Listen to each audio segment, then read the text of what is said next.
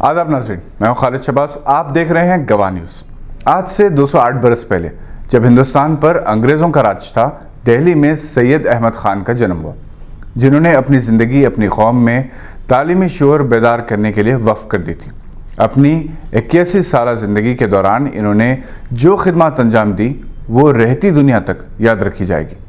علی گڑھ مسلم یونیورسٹی کا قیام ان کا ناقابل فراموش کارنامہ ہے۔ اس یونیورسٹی نے ہندوستانی مسلمانوں میں تعلیمی انقلاب رونما کیا۔ سید احمد خان ایک ماہر تعلیم بھی تھے، قانون دان بھی، اور ایک بہترین ادیب۔ یہی نہیں بلکہ انہوں نے دہلی کے مسلم حکمرانوں کی جانب سے تعمیر کی گئی عمارتوں کی تاریخ اپنی کتاب آثار الصنادید میں محفوظ کر دی تھی۔ ایک ایسے دور میں جب مسلمانوں کے لیے انگریزی اور ماڈرن ایجوکیشن معیوب اور مخالف اسلام سمجھی جاتی تھی، اس دور میں انہوں نے انگریزی تعلیم کے لیے مہم چلائی۔ انہیں سر کا خطاب دیا گیا۔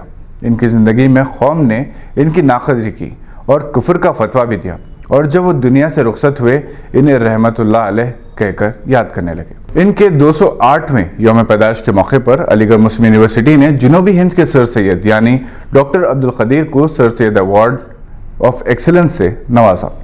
ڈاکٹر عبدالقدیر کو اس لحاظ سے جنوبی ہند کا سر سید کہا جا سکتا ہے کہ انہوں نے کرناٹک کے ایک تاریخی شہر بدر میں چند بچوں کے ساتھ ایک کمرے سے ایک ٹیوٹوریل کا آغاز کیا، جو آج شاہین کیمپس کے نام سے ساری دنیا میں مشہور ہے۔ اس گروپ کی برانچز آج ہندوستان کی ہر ریاست میں موجود ہیں۔ 30,000 سے زائد طلباء اور طالبات معیاری تعلیم حاصل کر رہے ہیں۔ ان کی کیمپس سے ہزاروں طلباء میڈیکل کا انٹرنس میرٹ میں کامیاب ہو کر گورنمنٹ میڈیکل کالجز میں فری سیٹ حاصل کر چکے ہیں، اور انجینئرز کی تعداد اتنی ہے کہ شمار کرنا مشکل ہے۔ ڈاکٹر عبدالقدیر نے سب سے پہلے بدر کو ٹیوشن فری ڈسٹرکٹ بنایا۔ انہوں نے گٹکا، سگریٹ اور نشے کے خلاف غیر معمولی مہم چلائی۔ فیشن کے نام پر شائستہ تہذیب سے دور ہونے والی نئی نسل کو دوبارہ مہذب بنانے کی کامیاب مہم چلائی۔